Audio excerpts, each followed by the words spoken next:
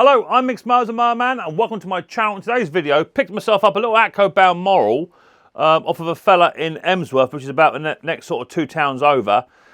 Sold as a spares or repair machine purely because it don't run because there's loads of bits missing.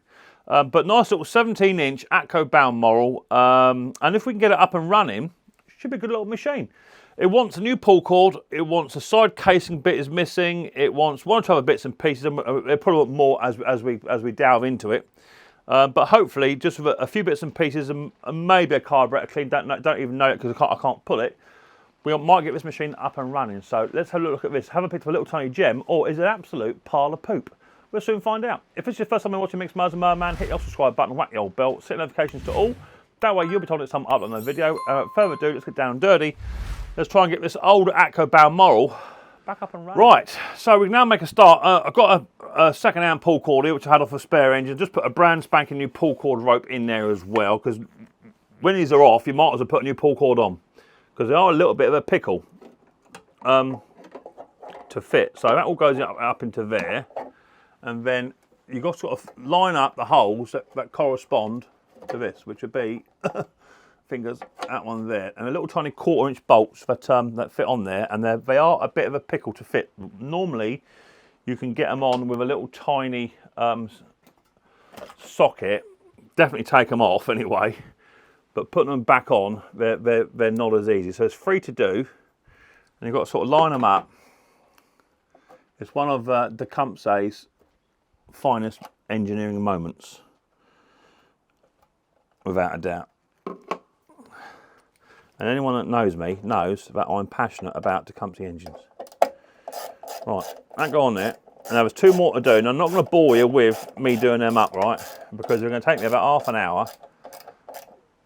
Because they are right. There's one here and there's one here. And just where you can't get a socket or anything like that, because they're going to be at about that sort of angle. So let me get them fitted on. Two more bolts, one there, and I'll come back to you in 2 seconds. Right, pull cord's now on, and there's a little tiny black cover, also shroud goes on the outside of a pull cord as well. That's all done. So there's 1 bolt there, 1 bolt there, and 1 bolt there. They're 1/4-inch bolts, and they're just a bit of a fiddle. Little tiny spanner getting in to do them up, but they're not impossible. Just and if anyone knows, then you know, right? We're just a little tiny bit time consuming. So I've now got another cover here which is missing.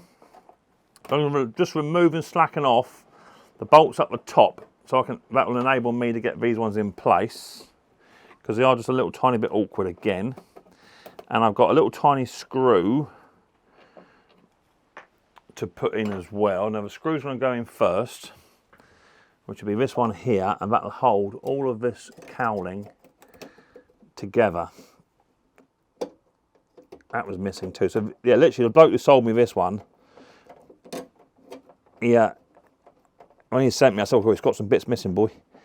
And he wasn't really aware how much was missing, but it's quite a bit missing. And there probably will want a bit more work as well. So, but as I say, I've got about 15, 20 of these, so all in different stages of being ripped apart and robbed. But there's also missing one of these parts here, this side inspection panel, which when you pull this one out slightly, you can then get that one up in, so that fits, and then you can then put the other side one back on. Now they are a bit of a pickle to fit again. It's a question of just lining it up with its holes, which are going to be around about there. I won't say just sort of go in place, just a bit of perseverance. There it goes. That's gone on. That's where it needs to be. And then you can just then slide this one back over top of that, and this one holds this one in place. So what I'm going to do, I'm going to put 2 bolts back into here, up in this one, just to hold it. And I'm going to put a couple of bolts, which I've got spare ones, just to hold those in place up there as well. So that'll hold the whole side compartment in place where it needs to be. I'll figure out a few bolts it needs, get a bit of a tied off, bit of a clean up, and then we can at least then now start to try and pull the machine over, see what it's doing, and go from there, I suppose. So yeah, let me get it cleaned off a bit. A few more bolts just be added, 1 here and 2 down the bottom that are missing, and then I'll come back to you in 2 seconds. Right, so I've just been mucking about with the lawn rake, a turf rake at the front that had been put on upside down by somebody. So now we're in a situation where we can now at least try and get this machine just to at least do something. Just try and fire would be good. Spark plug actually done it too bad. It's got a champion in there. We're going to put a B2LM in, right? That's what they take. But done it too bad, the champion one.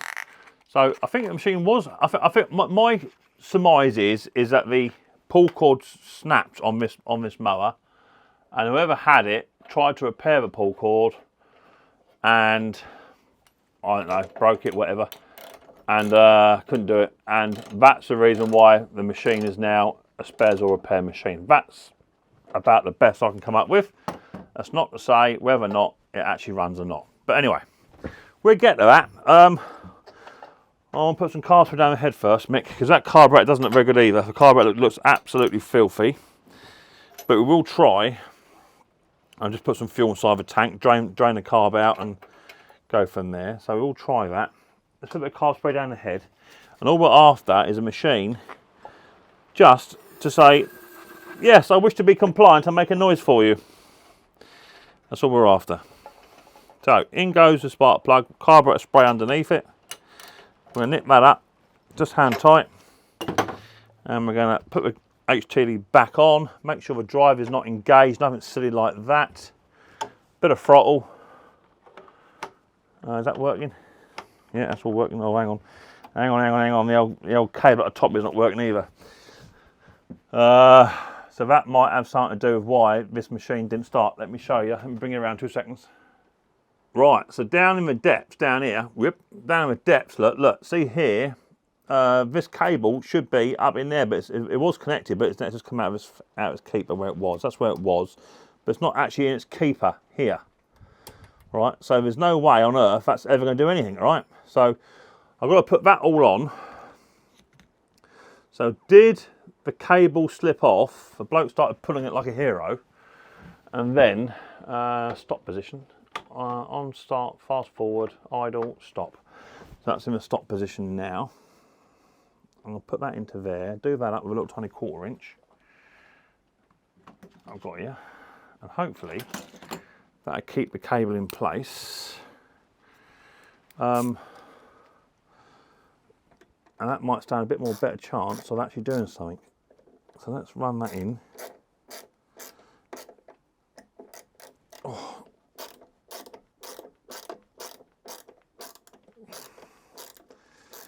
Right, there you go, that's in. Now, off of idle, yeah. Full throttle, yeah. Idle and stop. Is that meeting, breaching?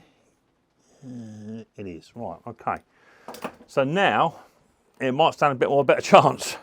Because beforehand, there's no way on God's earth that's even going to run or do anything if the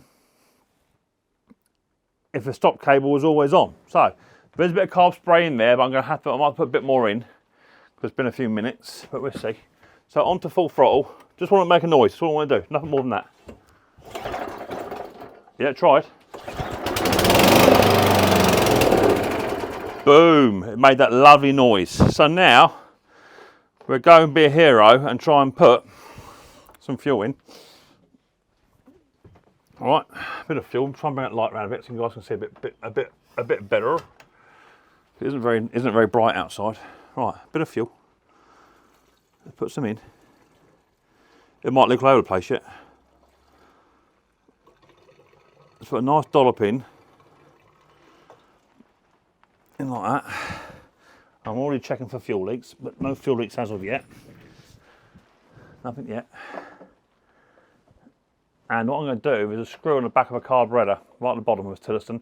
I'm just going to crack that little screw open, just to see if we're actually getting any fuel coming down through. Right at the bottom here, little tiny screw. Crack it. Looks like water. Is that water, Mick? Let's have a look, have a smell. Yeah, it could be water.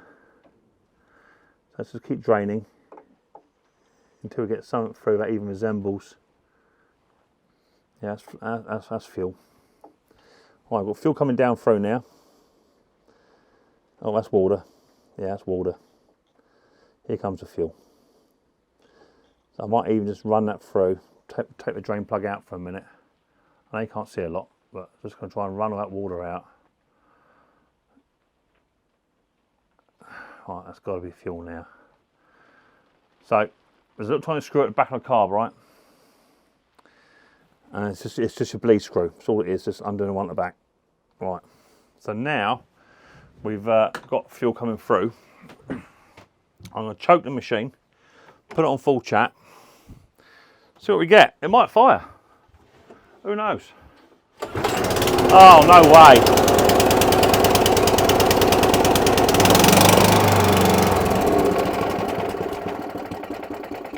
Let's try and keep it running.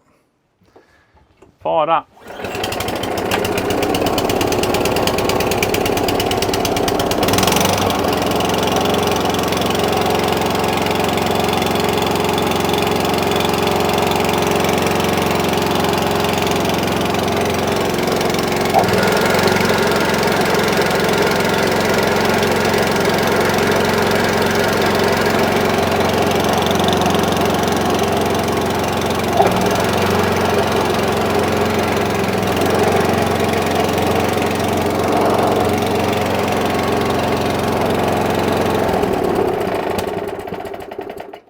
So it's a little bit of idle work. Where's the idler screw? I was not expecting that to fire straight up. That's the truth. It wants a darn good run.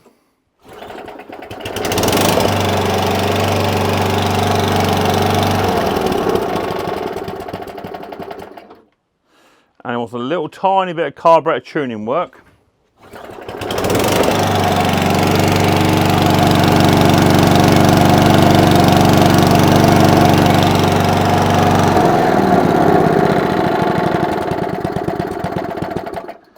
It's just not quite idling as much as I would like.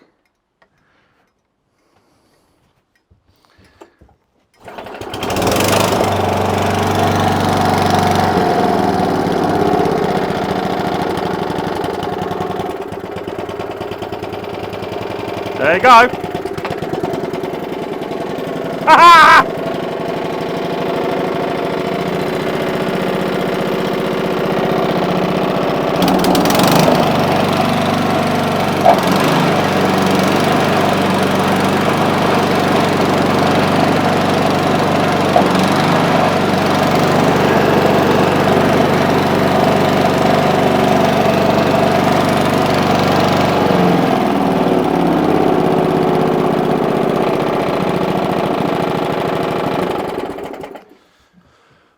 Woo! So it actually wants a couple of bits doing to it. It does want the carburetor cleaning because it's not idling low enough. I just kept that idling, so it's not doing it on its own. So yeah, a bit of carburetor work. She's a bit smoky because I guess there's a bit of water in the system too. It's been sat outside or where it's been sat. So Atco Balmoral now all up and running, but I will have a carburetor off, and I have got videos on how to clean this Tillotson carburetor on my channel. I'll try and leave it up above right now for you, so in the top corner you see a tiny box come up, and that's a Tillotson carburetor clean or something like that. That'd be the video for that.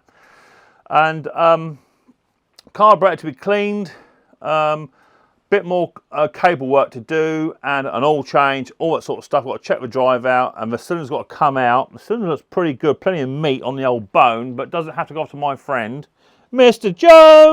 Jones, for a sharpen.